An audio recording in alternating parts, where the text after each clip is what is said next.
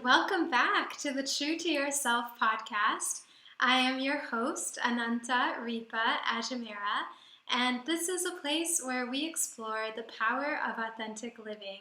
I am so happy to be back with you after a year or so of not recording any fresh content.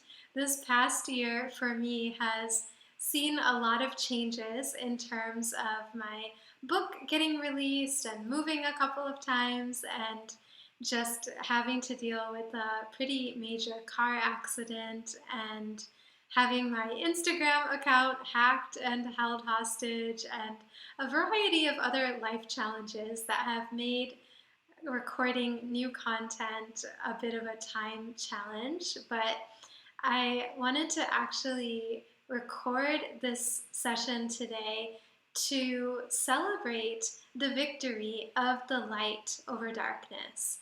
I feel that every time I face challenges, I now really feel equally imbued with the power to be able to overcome them and with the ability to understand each of the challenges that life is bringing to me as invitations, as opportunities to learn new ways to really connect with that light of the highest truth, which is the light of spiritual knowledge that actually sets us free. I am an author and a spiritual teacher, and my deepest belief is that the greatest teachers are those who push us to own our true power. Therefore, all these challenges that we face in life are really our divine portals and our gateways to discovering the strength, the power, and the truth of who we really are as embodied spiritual beings on a journey to simply remember our true identity.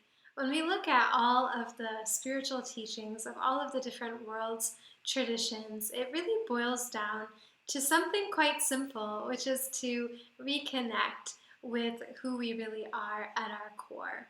And there are so many ways that we get lost, unfortunately, in our modern lives, especially. We get lost in the pursuit of artha, as it's called in Sanskrit, and kama, which is pleasure in Sanskrit. And I felt that it's important to be able to come back to this podcast and come back to my platform for being able to connect with you and to really structure all of the content that I will be sharing around how to actually achieve all of the 4 goals of human life as outlined by the Vedic spiritual tradition that I have been studying in for the past over 12 years. This is a really amazing tradition because it's not just telling us to throw everything away to be able to pursue truth and God and to know who it is we really are.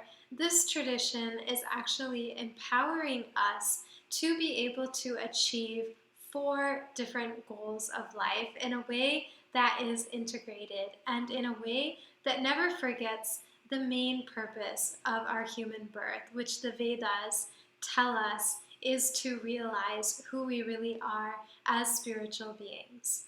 When we talk about these 4 goals of life, they are known as dharma, which is the pursuit of noble values, artha, which is the pursuit of abundance, kama, which is the pursuit of pleasure, and moksha, which is the pursuit of spiritual liberation, of reconnecting with who it is we really are.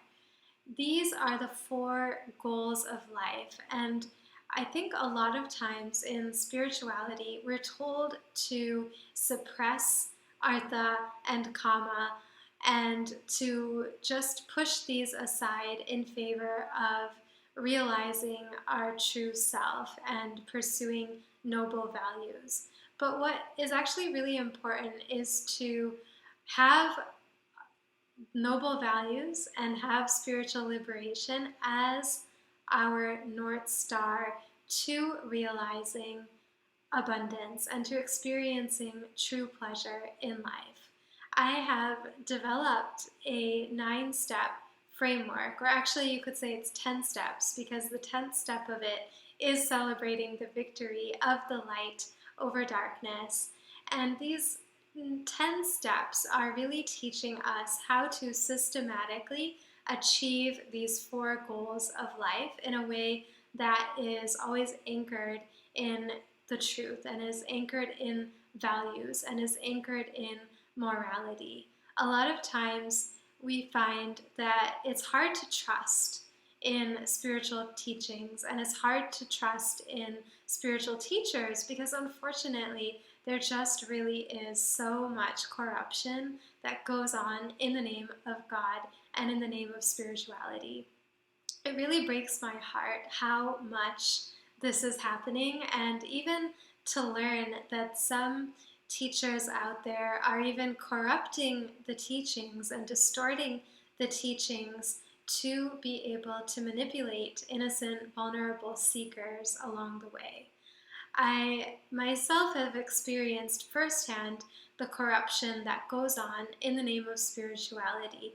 There were even some so-called gurus who tried to stop the publication of my most recent book, The Way of the Goddess: Daily Rituals to Awaken Your Inner Warrior and Discover Your True Self. That itself meant that I had to really awaken the inner warrior that I had written about to be able to even allow for my voice and my lived experiences to be released and to be able to reach all the people who deserve to hear this message of how to liberate yourself with the true teachings. Fortunately, whatever I have studied has come from sources that have been very authentic, and I feel that the teachings I have learned have been very pure and liberating to follow. Therefore, I felt, especially in hearing recently at Harvard Divinity School's conference on all of the spiritual abuse that goes on, that because I have been fortunate to receive knowledge that is pure and I have truly benefited from it, I feel it's important to be able to share my knowledge and share the experiences of transformation that I have had personally with this knowledge, to be able to give thanks for receiving this and to be able to pay off the debt of receiving true, pure, good knowledge and teachings.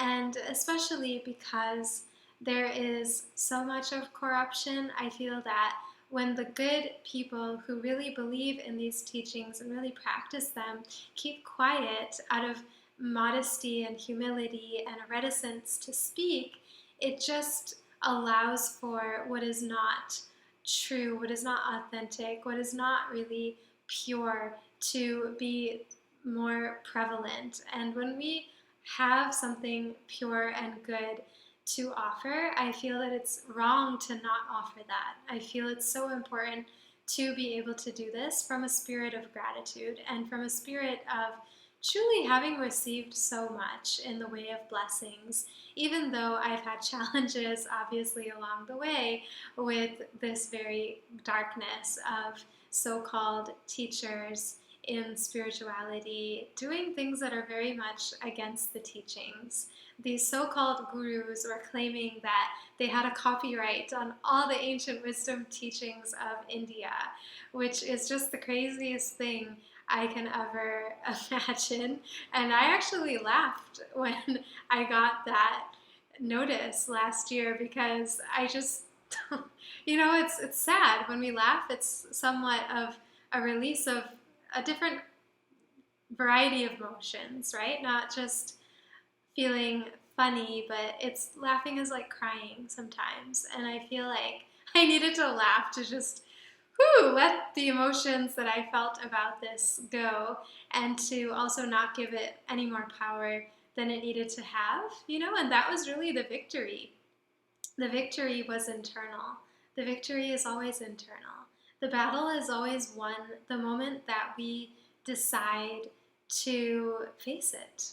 When we're already anchored in truth, when we're already committed to living a dharmic life, to living a life that's committed to noble values, then when these dark forces come, I feel that they are just a fun test. They're just an invitation to make sure that we're really on our task, that we are really on track with living the knowledge and practicing it in every transaction of our lives. It is said in the Vedic spiritual tradition that Dharma Rakshata Rakshati, that whoever protects Dharma gets protected by Dharma.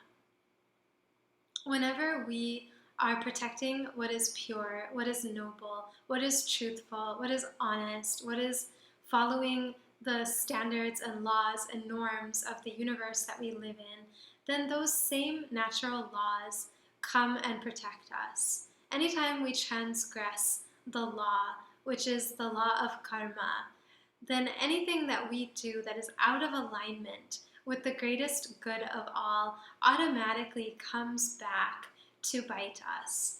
And nobody has to do it. There's no need for vengeance or getting back at people, because when you truly understand the law of karma as one of the most important spiritual laws that governs this entire planet, then you will automatically understand that you don't have to do anything. People doing dark actions that are coming from a space of true ignorance of the self, which is with a capital S, which is the same in me as it is in you, are automatically going to get punished by their actions.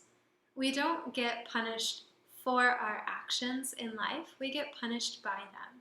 Similarly, we can get liberated by our actions.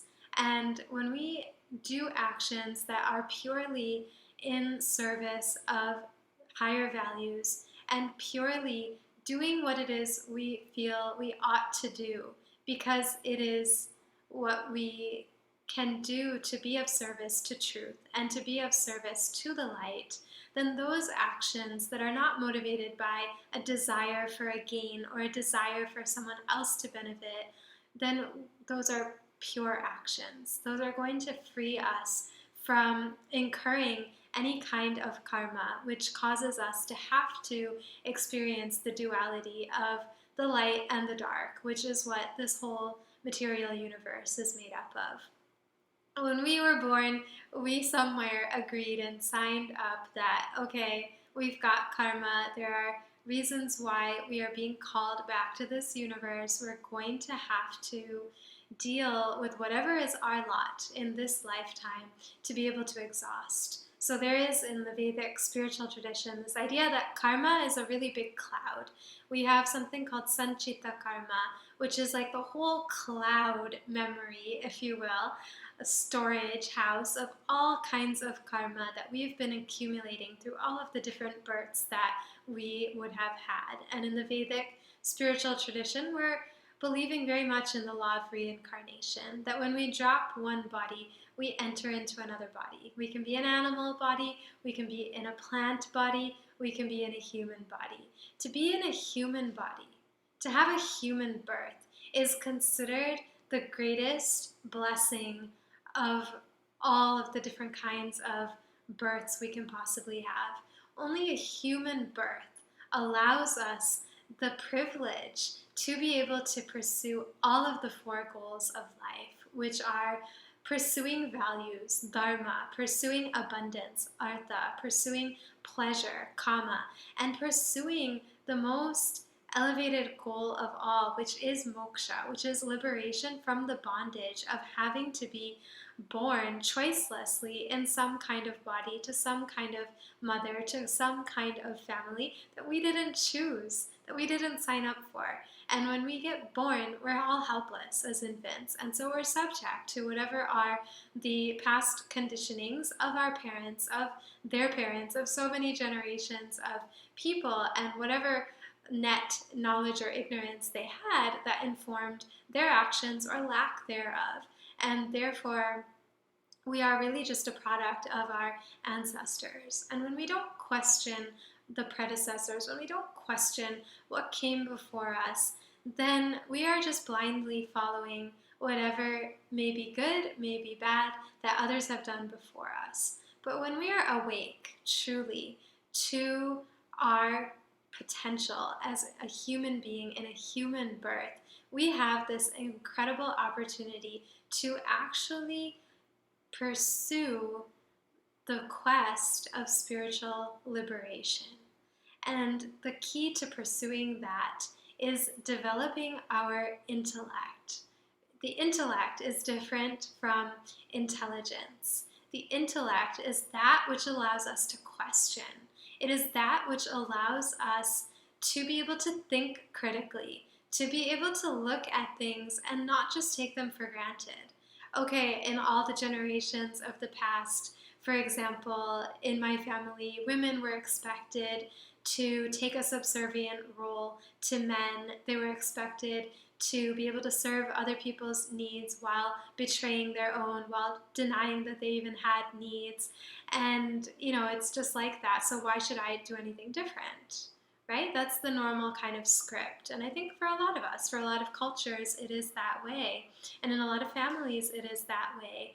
And yet, because we have an intellect that can question, we can actually ask ourselves, okay, why is it this way? Does it have to be this way? Is there any way that I can do something different with this great opportunity that I have in my human birth to not just subscribe to being a subservient person who always puts the needs of others ahead of my own, but to actually question, first of all, who am I? And when I know truly who I am by studying the ancient shastras or the ancient spiritual texts and traditions, then I will understand, if I have understood correctly, that who I am is the same as who you are in essence and in reality. And that affects the way that I'm going to treat you. And that affects the way that I'm going to look at my opportunity that I have as a human being in a human birth to actually question the whole structure and the whole system and to do things differently. If the self in me is the same as the self in you, which is the same as the self in any being, then whether it's a male being or a female being or a transgender being or an other gender being or a non-gender being, the self is the same in all. And if I have truly understood that, then even when I am being treated differently or given different expectations than, say, someone assigned a male body and a male birth, then I'm not going to automatically just take it for granted that I need to internalize that treatment towards myself. Just because I may be treated differently as a female identifying being doesn't mean I have to agree with that. It doesn't mean that I have to pass those scripts of disempowerment on to the next generation, because I know who I am through the ancient Vedic spirituality. I have discovered the goddess within, which is actually within all living beings. And the way I understand the goddess and the divine feminine is that power within all of us, regardless of gender, to be able to really give birth to this most authentic version of ourselves, which the light of the lamp of the Garba dance of Navaratri represents. You may be like, what the heck is the Garba dance? What is Navaratri? I had those questions too when I was growing up and didn't know what these traditions were. So I grew up Indian American in Toledo, Ohio, and we used to go to high school basketball courts that would get converted into dance floors every fall for these goddess worship festival celebrations where everyone, male, female, all genders, would dance in a circle in a circular way to celebrate the divine feminine, which was represented by a light or a lamp in the center of the dance. And I used to just take for granted that, oh, we do this. But when I started to develop my intellect and my ability to question and to no longer take anything for granted, I started to question everything, including this festival. And I knew that somewhere within that there's something really profound to it. There's something really valuable to it that if I just understood it, would actually change my life. And in fact, it did. And I learned much later on in my journey that the Navratri tradition is the 9 nights, Ratri, of the warrior mother goddess Durga and the battles that she fights to be able to conquer all kinds of demons, which are of both an internal and an external nature. These demons are representative of our inner demons of fear, of anger, of jealousy, of hatred, of vengeance, of pride, of arrogance, all of these things that keep us separate from one another and separate from our true self. These are the demons that Goddess Durga is conquering through the 9 nights of Navratri. And when we do the Garba dance, Garba itself is a Sanskrit word that is derived from Garbo, which is the divine womb of reproduction and of recreation of this entire universe. And it lives within each of us.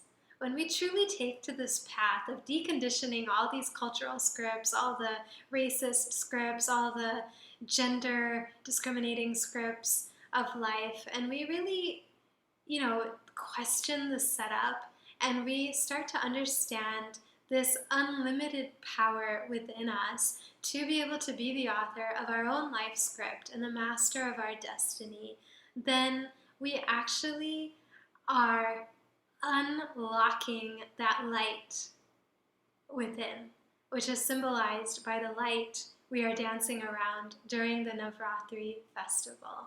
I got so fascinated by the symbolism of this incredible Vedic spiritual festival that I really went deep into it, and I studied in traditional Vedic spiritual lineages in order to understand what is the relevance of all of this to me here today.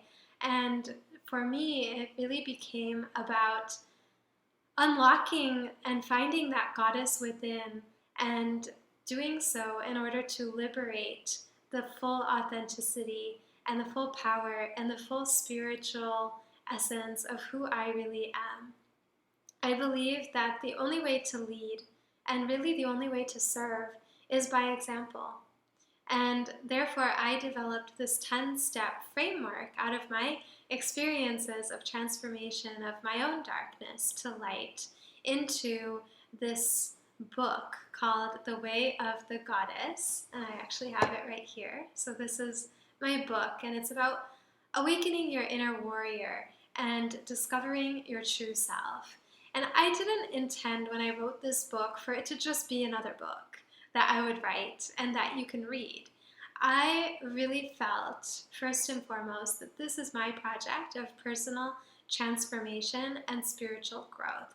And whether it ever even reaches the light of the day, I am going to write this book because it's going to be my way of awakening my own inner guru to be able to celebrate at every step that victory of light over darkness. So each of the 9 steps outlines how you can take your own journey through darkness to light to be able to cultivate the power of stability in your first chakra, the power of creativity in your second chakra, the power of transformation in your solar plexus, the power of love in your heart chakra, the power of voice in your throat chakra, the power of intuition in your third eye center, the power of truth in your crown chakra, the power of rejuvenation in your higher heart chakra, just above the crown chakra, and the power of intention in your astral chakra, which is even a little bit above that. And every step of this journey holds the potential to unlock more and more of that true authentic self within you. And I share with you about my personal stories of embodying each of these powers in each of these chakras, how to know if they're out of balance and what to do to bring them into balance and to be able to connect with the light ultimately that lives within. So I thought for the True to Yourself podcast here, where we are exploring in depth the power of authentic living and our true self and being true to that self, that I would actually restructure this offering to now take you on a journey every month through the 9 chakras and the 9 powers in more depth. So we can really spend some time unlocking all of these powers one by one for a whole month. We can talk about this month the power of stability.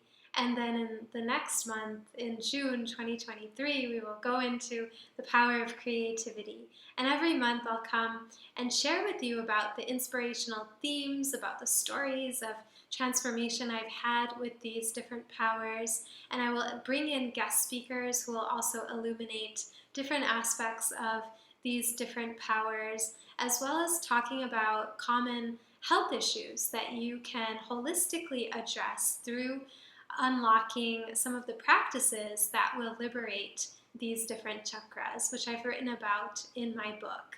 The intention now for the podcast is to really support you to be able to live the book, to be able to embody these powers and not just take it as intellectual entertainment or something great to read. I hope you will read it and enjoy it, but I hope for something much more than that for you and for me. And that's why I wrote the book. And so even when it got attacked, even when I wasn't sure if this book would ever reach the light of the day, I knew that it had unlocked the light of my own soul. And that was really all that mattered. That was really the main purpose, because I knew that if I can just unveil my true self, having gone through so much of trauma, having gone through so much of heartache and so much of betrayal and so much of darkness, really, that we all experience in different ways due to our karma. In different ways, we have different experiences, but we all know darkness. We've all experienced it. We've all been there. And I felt that, if I've had so much of it in my life, and I'm not even that many years old, then if I can conquer it, if I can overcome it, if I can really prove to my own self that I can, in fact, be the hero of my own spiritual journey, then that itself is going to be how I will spread light in this universe. That itself will be how I share with people. Whether a publisher is going to publish this, or whether I self-publish it, or whether I just write it and really be it and live it, that itself is the purpose of writing the book. And that purpose has really anchored me through every storm that I've faced in life, in the writing of the book, in the whether the book will come out or not stage, and then finally when it came out and in sharing it with people. And every time it's just been an opportunity for me to reflect, for me to go back, for me to review, reflect, and recommit myself to this sacred path of transformation and to really transforming any experience that is dark into light, and to be able to then come and share through podcasts, through workshops, through courses, through our community, from the beauty and the power and the hard-earned experiences of real life. I really feel it's so important for real life to meet spirituality. So often we can meet people who are spiritual masters who seem kind of removed from life, right? Who may be wearing robes, who people may be touching the feet of because they have renounced everything and left everything behind and are so great because of that. I don't know about you, but I've met more than one person who's just been hiding behind the robes, behind the titles, behind the so-called grandeur of renunciation, when in fact renunciation is actually what unlocks the key to fulfilling abundance, the goal of life of abundance, not just for yourself, but to be of service then to all living beings. The root of dharma, of noble values, of living the noble values, is artha, which is abundance. When we are abundant beings, we can be generous beings. When we have abundance to share, we are able to share it, and we are able to spread it to those who don't have as much, and to empower people to be independently able to do whatever it is we may wish for them. When we are practicing renunciation. We are practicing renunciation of the fruit of our labor, of the fruit of our actions. And this actually is what brings us abundance. It seems so contradictory, but when we are truly practicing renunciation, it empowers us to be abundant. And when we are truly abundant, we are able to be truly noble and able to really fully express dharma in life. And so renunciation should not just be something that separates us. It should not actually separate us at all. It should be something that we practice as a way to bring abundance to all. And so I feel that, there's a lot of shadows in the spiritual world and even in understanding renunciation that need to be explained, that need to be corrected, that need to be unveiled for people to really understand that actually it is renunciation also, and an attitude and a spirit of renunciation that even allows you to enjoy life, and that there's nothing wrong with enjoying life. We are not just meant to endure life, we are meant to enjoy it. And the Vedas teach us, when we're anchored in Dharma, when we are anchored in moksha, how to truly enjoy our life, because we will be fully present for pleasures as and when they come, but we will also cultivate this wonderful knowledge of the transience of everything in life. And when you truly know how transient everything is, then whatever is coming and going, including the pleasures of life, you will know that, oh, this too shall pass, and therefore let me be present with it. Let me truly enjoy it. Let me savor the flavor of what is presenting itself in the now, because this is a part of my life. And what I feel is that we need more platforms, we need more people to really show us how to bring spirituality into worldly things and not lose ourselves in the pursuit of the worldly things at all. Because what happens oftentimes is that people who are wearing robes, people who are so-called renunciates, are actually also gravitating towards pleasures, who are gravitating towards abundance, but then end up doing it in a very subversive way, in a very negative way, in a very difficult way, because they would have suppressed these human urges or these human pursuits and put themselves onto a pedestal, but then are still wanting these things. And actually, it's the want itself that leads us to problems. Experiencing pleasure will not take you off of your spiritual path. Experiencing pleasure, if you are anchored in yourself, will just be another experience that you don't have to assign so much value to. We don't need it to be enlightened, but we don't need to not have it to be enlightened. Enlightenment is really quite separate from pleasure altogether.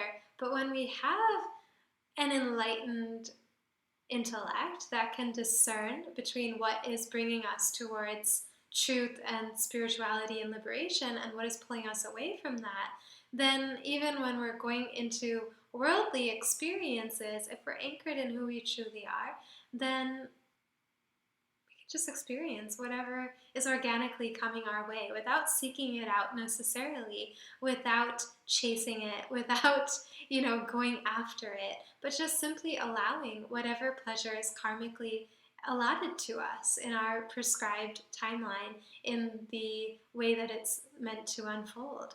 When we are able to really be anchored in ourselves as spiritual seekers, then even when we are working, when we are acting, because we all have to act. There's no such thing as having a holiday from action, right? Because even when you're on a holiday, you have to act. You have to do things. You have to go for a walk. At the very least, you have to feed yourself.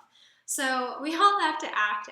Action is not something that is optional. It is required for our human life. And while we are acting, can we actually act in such a way that we are being of service to noble values, and we are actually also even expressing these values through our money and through our finances? Can we really bring that spirituality into our relationship with our pocketbook?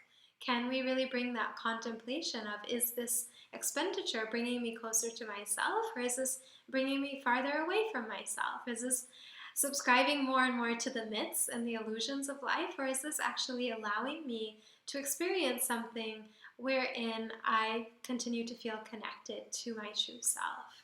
Right? So we have to bring these dialogues into the real world. And I believe that, oftentimes when people are invested into spirituality and are truly, on the renunciate path, they can talk high spiritual things, but they may not be able to understand trauma. They may not be able to understand how to connect the high spirituality with the dark, low experiences of life, right?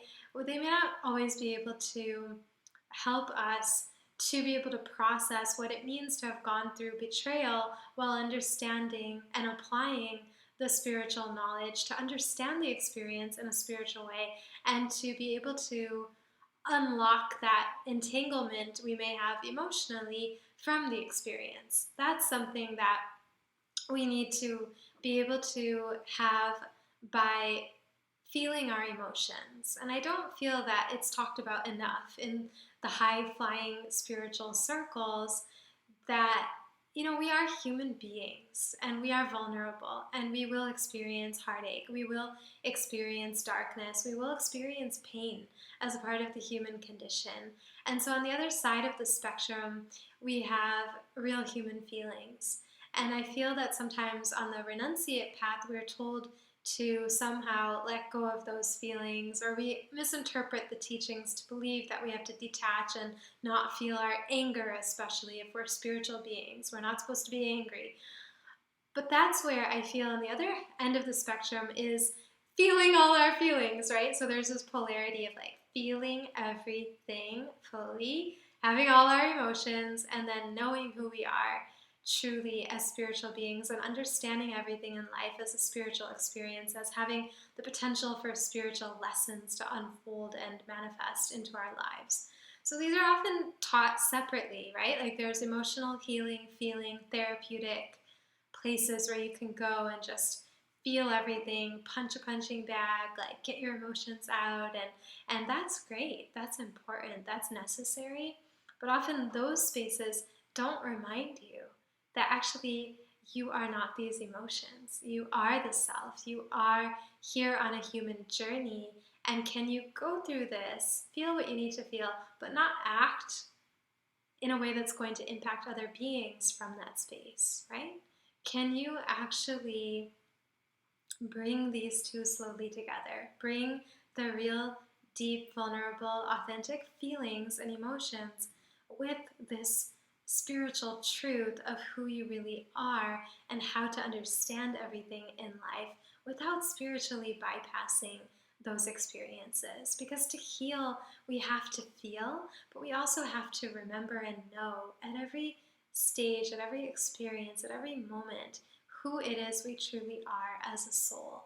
Because when we are connected with that, then everything in life can come and go, but we will find that equanimity within when we can bring our emotions together with the knowledge of who we really are. And that to me is what a spiritual warrior does. A spiritual warrior, such as that of the warrior goddess Durga, as an example of a spiritual warrior, is someone who can bridge these two, pure emotion and genuine, authentic spiritual understanding and spiritual knowledge. And spiritual knowledge is when you are in darkness, remembering that you are not that darkness, right? When you are going through sickness, you are not sick. You are the self having an experience of something temporary, something transient, something that, if you look at it through the lens of spirituality, is there to teach you something, is there to bless you actually with some understanding that can improve your life, that can empower you to be of service. And when we are truly of service, and we are just serving not for motives, not to get anything as a result of it, but just doing what we ought to do because it's the right thing to do, then we are able to align ourselves with nature. And when we align ourselves with nature, we are liberating ourselves and we are experiencing through our day-to-day transactions, pleasures, and support of noble causes, liberation that comes from that knowledge and from the ability to feel everything, but not act on those feelings in a way that would harm others or harm ourselves in the process. There's a lot to learn, and being a spiritual warrior also means not being afraid to look into all the dark experiences of life to see what is it that we can learn from it. What is it that we can take from it to better our journey and, by our example, then to show others what is possible for them. That's what a spiritual warrior does.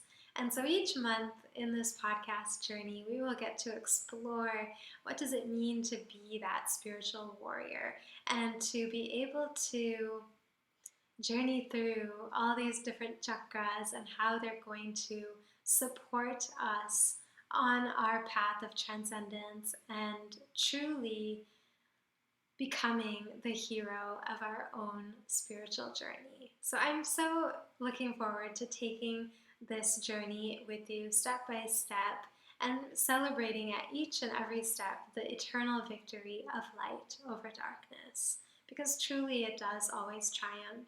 Satyam eva jayate. Truth alone triumphs over everything.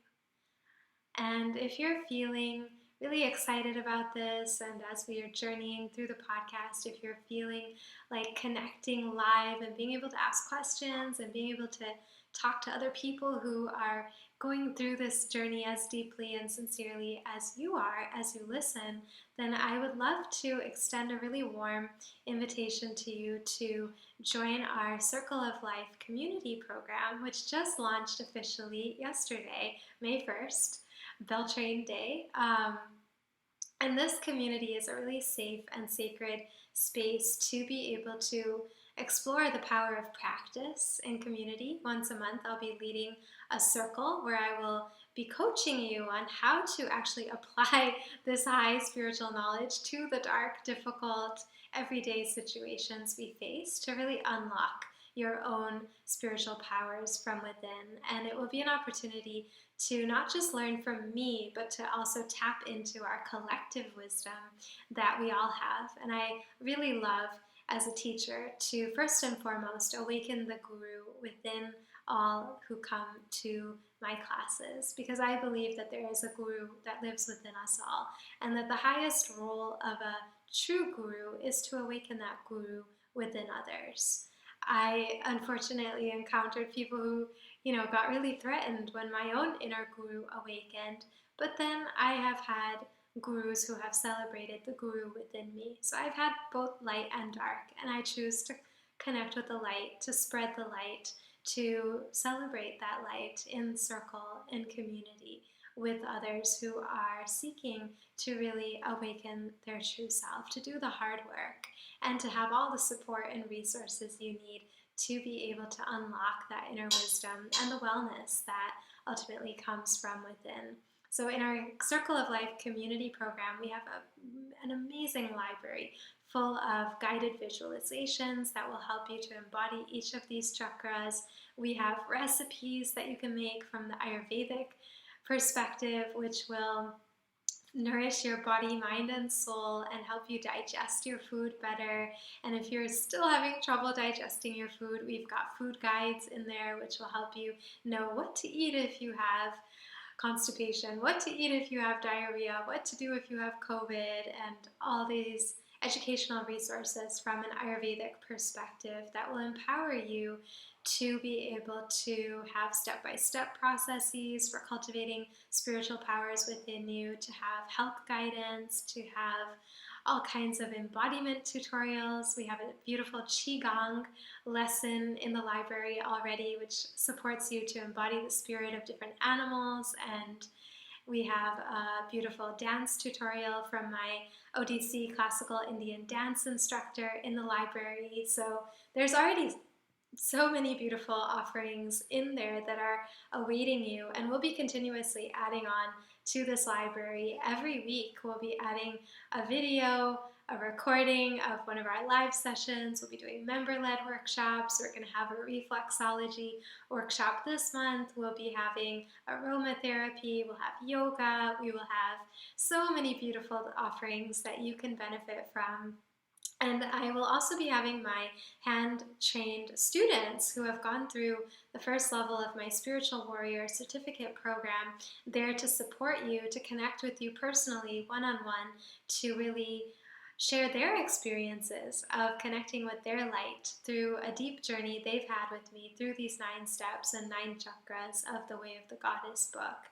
So you can connect with them right away. As soon as you get into our community, we'll have our community outreach coordinator, Gabrielle, reach out to you and connect you with someone to support you on your journey. So it's a very personal community. It's very fertile with a lot of possibilities for growth and transformation, and really, celebrating that victory of light over darkness in big ways and small ways, in personal ways, in impersonal ways.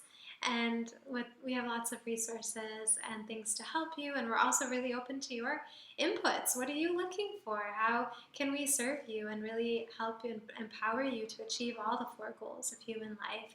We've got conscious business development resources in our library also. If you've always wanted to become an author yourself, if you feel like you're called to share your voice with people, to give hope to people through social media, through group coaching, through a one-on-one practice, we have all kinds of resources and guidelines and connections to be able to help you with your process, including a book proposal writing template and all sorts of things along those lines as well.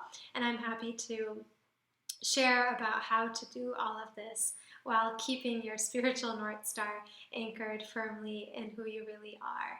So that awaits you, and the recipes you'll really enjoy. The tutorials, the dancing are all they're pleasurable, they're enjoyable. We have, of course, a lot of teachings on how to be a dharmic soldier, how to really be a warrior for truth, for the good, noble values, and all of our live circles and power practice circles will really empower you with moksha, with liberation in the here and now.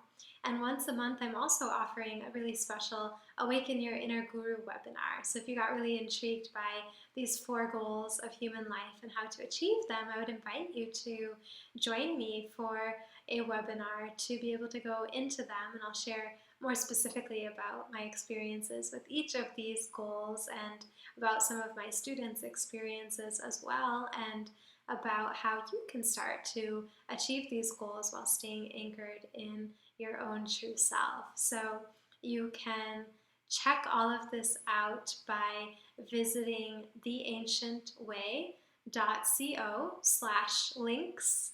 If you just go to that page, theancientway.co/links, you'll have links to all these different resources to sign up for the Awaken Your Inner Guru webinar, to be able to join a free trial. Actually, we have a 14-day free trial of the Circle of Life community program, so you can try it out risk-free for 2 weeks and see how you feel with it, and then decide if it's for you or not. And then we also have all kinds of other blog articles and things that you can find on the website, and a quick navigation to what you may be looking for on that theancientway.co/links page. So I encourage you to check it out, and I will be back on here with you again soon to begin with our first exploration of getting grounded in the first root chakra with practices for stability, and how we can connect with that power of stability in our day-to-day life. So stay tuned, and I look forward to being in a beautiful divine connection with you as we all unlock the power of our most authentic true self. This is Ananta Ripa Ajmera, wishing you a wonderful week, and I look forward to connecting with you again next time. Namaste.